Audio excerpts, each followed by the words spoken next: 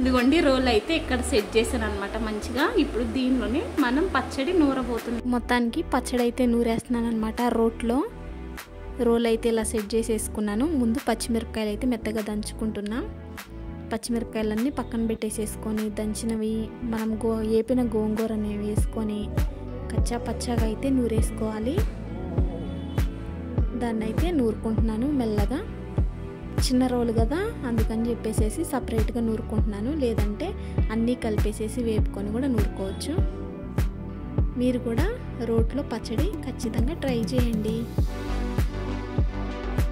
Hello అండి, welcome to my channel Subhashini Kanmala. అందరూ ఎలా ఉన్నారు? బాగున్నారా? నేనైతే చాలా చాలా బాగున్నాను.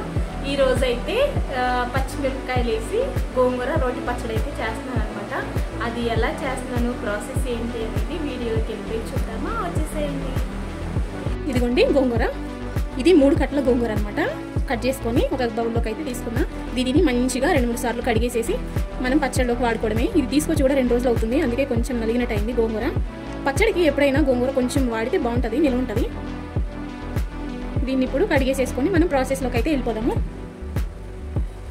ఇదిగోండి పచ్చిమిరపకాయలు, కొంచెం దోరగా పండిన పచ్చిమిరపకాయలు అయితే ఈ పచ్చడికి టేస్ట్ బాగుంటుంది. వీటిని ఏం చేశానంటే పచ్చిమిరపకాయలే అయితే 2 రోజులు బయట పెట్టాను అనమాట. బయట పెట్టేసరికి ఇలా కొంచెం పండినవి. ఒక్కొక్కసారి మార్కెట్లోకి ఇలా దోరగా పండిన మిరపకాయలు కూడా వస్తాయి. వస్తే అవైనా తీసుకోండి, లేదంటే పచ్చిమిరపకాయలు తీసుకొచ్చి ఒక 2 రోజులు ఫ్రిడ్జ్లో పెట్టకుండా బయట పెట్టామనుకోండి ఇట్లా దోరగా పండుతాయి. వీటిని మంచిగా క్లీన్ చేసుకోవాలన్నమాట. బయట పెట్టాం కదా కొంచెం ఇదైనాయి. ఇవన్నీ తొడిమలు ఓల్ చేసుకొని మనం వీటిని ఆయిల్లో ఫ్రై చేసుకోవాలి.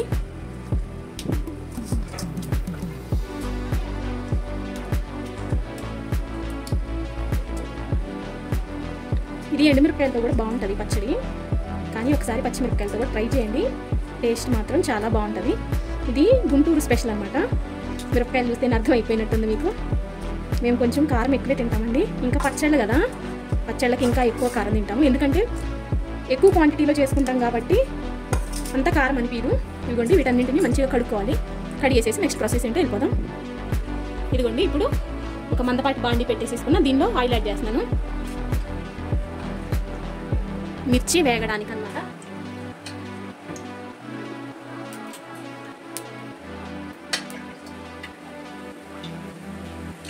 ఇప్పుడు ఈ మిరపకాయలు ఏం చేశానంటే ఇట్లా సగానికి ఇరిచాను, ఎందుకంటే పేలుతాయి కదా. ఇలా ఇరిచేసుకొని పెట్టుకున్నా. వాటిని నూనెలో వేసి ఫ్రై చేసుకున్నాను మంచిగా. మిర్చి వేసేస్తున్నాను.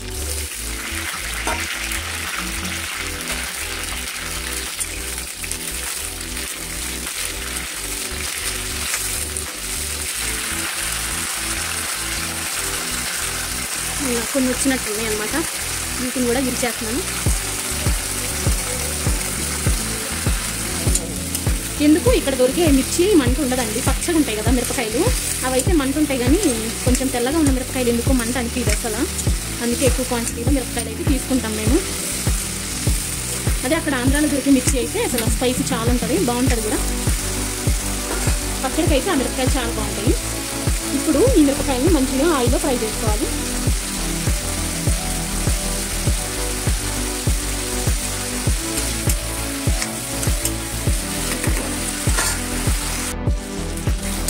ఇదిగోండి వేగిపోయి మిర్చి ఇలా దోరగా వేగినప్పుడు మనం దీనిలో కొంచెం కొత్తిమీర, కారంతో వేసుకోవాలి. కొత్తిమీర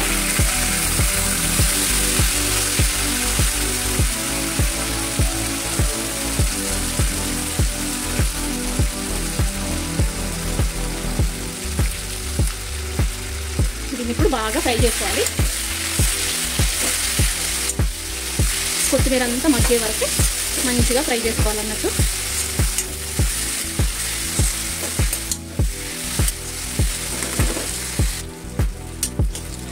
మిర్చి అయితే ఏగిపోయినాయి. ఇప్పుడు వీటిని తీసేసుకొని గోంగూర కూడా వేసి ఫ్రై చేసుకుందాం.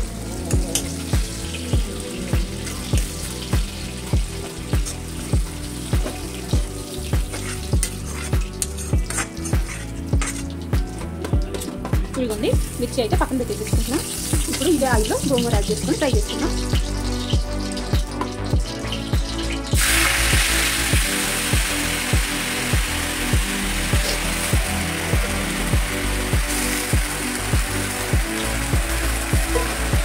మనం వేసేటప్పుడు ఇంత ఉంటుంది, అది ఫ్రై అయిపోయిన తర్వాత గుప్పెడు కూడా అవ్వదు. దీన్ని మంచిగా ఇందులో మగ్గనివ్వాలి. స్టవ్ హైలోనే పెట్టి మగ్గనివ్వాలన్నమాట.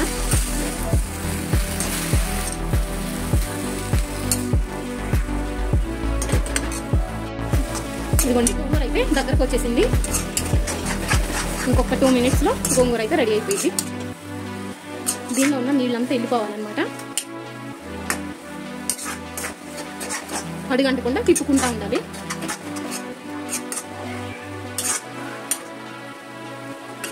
అయిపోయింది. ఇప్పుడు దీన్ని కూడా బౌల్లో షిఫ్ట్ చేసుకున్నాము.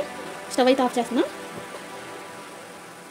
ఇందాక పచ్చిమిర్చి తీసుకున్నాం కదా, అదే బౌల్లోకి ఇది కూడా షిఫ్ట్ చేస్తున్నాను, ఎందుకంటే ఆరాలి కొంచెం.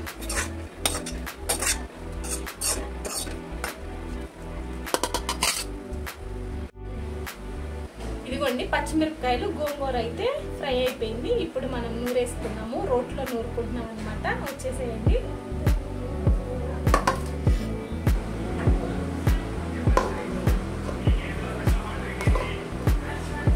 ఇప్పుడు రోట్లో ముందు పచ్చిమిరపకాయలు అలాగే కళ్ళు చిన్నగా ఉంది కదా, అందుకని మెల్లగా అయితే దంచుకుంటున్నాను నేను. ఏదైనా రోట్లో నూరిన పచ్చడి టేస్టే వేరు కదా. మా ఇంట్లో అయితే పెద్ద రోలు ఉండేదన్నమాట, మా అమ్మ వాళ్ళ ఇంటికాడ. నెక్స్ట్ టైం వెళ్ళినప్పుడు చూపిస్తాను. అసలు చాలా పెద్ద రోలు, అది ఒక పక్కన కూర్చొని మంచిగా దంచుకోవచ్చు అన్నట్టు, చాలా బాగుంటుంది. ఇక ఇదైతే మా పెళ్ళైన కొత్తలో మా ఆయన బాలానగర్ నుంచో ఏమో తీసుకొచ్చినట్టున్నాడు.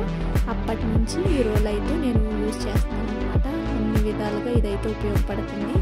చూడండి పచ్చిమిరపకాయలు నలిగిపోయినాయి. కొంచెం కొంచెం గోంగూర కూడా వేసుకొని ఇలా దంచేసుకొని పక్కన పెట్టుకుని, ఇప్పుడు అదే రోట్లో ఆ పచ్చడి తీసేసుకొని పక్కన పెట్టుకొని కొద్దిగా జీలకర్ర అలాగే ఒక గుప్పెడు వెల్లుల్లిపాయలు కొద్దిగా ఉప్పు వేసి మంచిగా దంచుకోవాలి. ఈ గోంగూర పచ్చడికి జీలకర్ర వెల్లుల్లిపాయలు ఎక్కువ వేసుకుంటే బాగుంటుంది.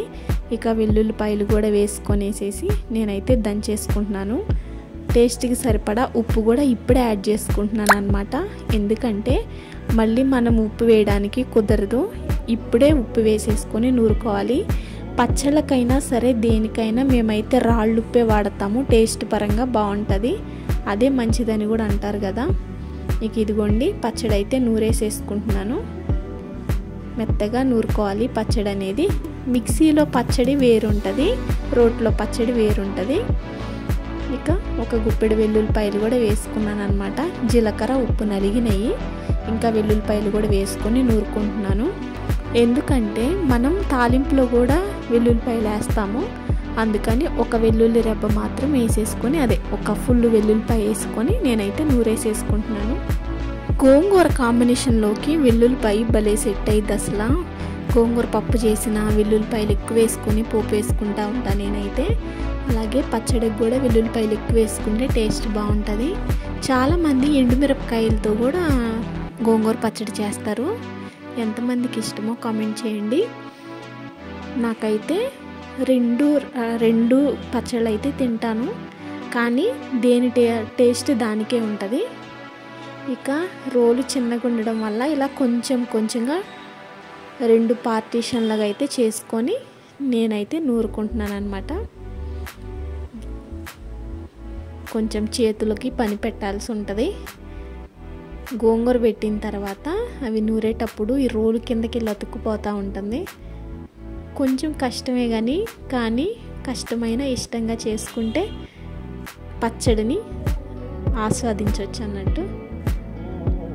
ఇంకా దీన్ని అయితే మెత్తగా నూరేసేసుకుంటున్నాను. అయితే ఈ పచ్చడిలో పచ్చి ఉల్లిపాయ కూడా వేసుకొని దంచుకోవచ్చు, కానీ నేను వేయట్లేదు, ఎందుకంటే ఉల్లిపాయ వేస్తే ఎక్కువ రోజులు నిలవ ఉండదు. అదే మనం ఉల్లిపాయ వేయకుండా ఇలా నూరుకున్నాం అనుకోండి, ఒక వారం రోజులైనా సరే నిలవ ఉంటుంది. నచ్చిన వాళ్ళు అయితే ఉల్లిగడ్డ కూడా వేసుకొని దంచుకోవచ్చు. అయితే నా చిన్నప్పుడు ఒక సంగతి అయితే గుర్తొచ్చిందనమాట. ఈ పచ్చడి చేసేటప్పుడు మా నాయనమ్మకి నాకు యుద్ధం అయితే జరిగేది. మా నాయనమేమో పచ్చడి తాలింపేయొద్దని, నేను మా తమ్ముడేమో పచ్చడి తాలింపేయమని. మా నాయనమ్మకి గోంగూర పచ్చడి తాలింపేయకుండా ఉంటేనే ఇష్టం అనమాట ఆమెకి. కానీ మేమైతే తినేవాళ్ళం కాదు అట్లా, మాకైతే ఖచ్చితంగా తాలింపు అనేది ఉండాల్సిందే. ఇక ఇక్కడైతే మాకు యుద్ధం జరిగేది. ఇక మా అమ్మ ఏం చేసేది, మా నాయనమ్మ వరకు కొంచెం పక్కన తీసి పెట్టి మాకైతే తాలింపు వేసి పక్కన పెట్టేది. అలాగే పప్పు గోంగూర కూడా అంతే, నేను మా తమ్ముడు తాలింపు వేస్తేనే తినేవాళ్ళం.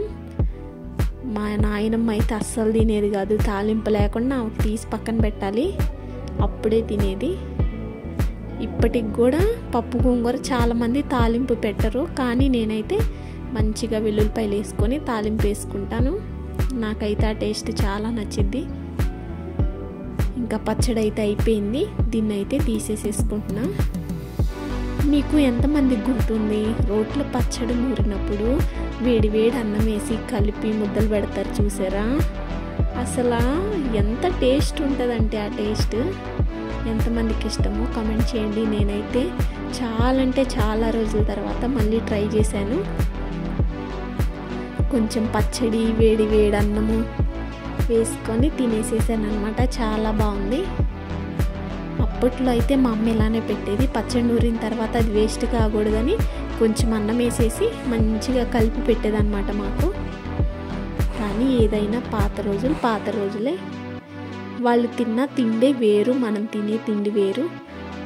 మనకేమో రుచులు కావాలి, రుచుల్లోనే అనారోగ్యం కొని తెచ్చుకుంటాము.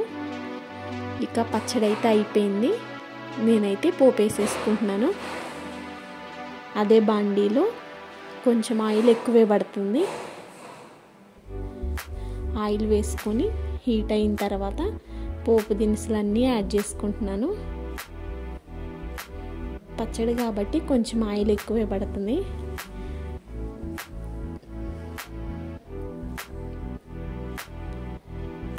ఆయిల్ హీట్ అయిపోయిన తర్వాత కొద్దిగా పచ్చిశనగపప్పు,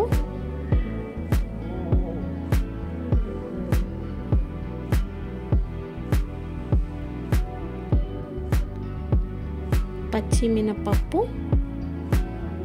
వేసుకొని ఇవి కొద్దిగా వేగనియాలి.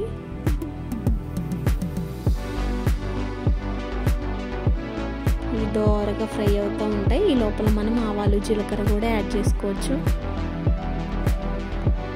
ఇక వెల్లుల్లిపాయలు ఏంటంటే ఇలా కచ్చాపచ్చాగా దంచాను. ఆ దంచిన వెల్లుల్లిపాయను కూడా వేసుకొని ఫ్రై చేసుకుంటున్నాను అన్నమాట. తాలింపు వేసేటప్పుడు వెల్లుల్లి వేస్తే అబ్బా ఎంత వాసన వస్తుందో కదా, భలే ఉంటుంది స్మెల్ అయితే. ఇంకా 2-3 ఎండుమిరపకాయలు కూడా విరిచేసి వేసుకొని ఈ పోపు అంతా మంచిగా ఫ్రై చేసుకుంటున్నాను.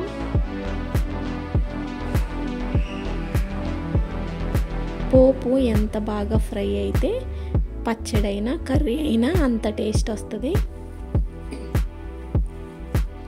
ఇప్పుడు కొంచెం కరివేపాకు ఎక్కువగానే యాడ్ చేసుకుంటున్నా. ఈ కరివేపాకు మా ఆఫీస్ దగ్గర తీసుకొచ్చాను అనమాట, ఫ్రెష్గా ఉంది, చెట్టుది కోసుకొచ్చాను. మెయిన్ ఈ పచ్చడిలో పోపులో వేద్దామని తీసుకొచ్చాను. ఆల్రెడీ ఇంట్లో ఉంది, అది కొంచెం వాడినట్టుందని చెప్పేసి చెట్టునున్నదైతే బాగుంటుందని తీసుకొచ్చా. మనం దించబోయే ముందు గోంగూర పచ్చడికైనా వంకాయ పచ్చడికైనా ధనియాలు వేసుకోండి, కొద్దిగా టేస్ట్ బాగుంటుంది. ధనియాలు వేగిన తర్వాత అవి పంటి కింద తగులుతూ ఉంటే టేస్ట్ మాత్రం చాలా బాగుంటుంది. ఇప్పుడు మనం నూరుకున్న గోంగూర పచ్చడి వేసుకొని దాని అంతటిని మంచిగా వేగనియాలి. కొద్దిసేపు పోపు అంతా పచ్చడికి పట్టాలన్నమాట.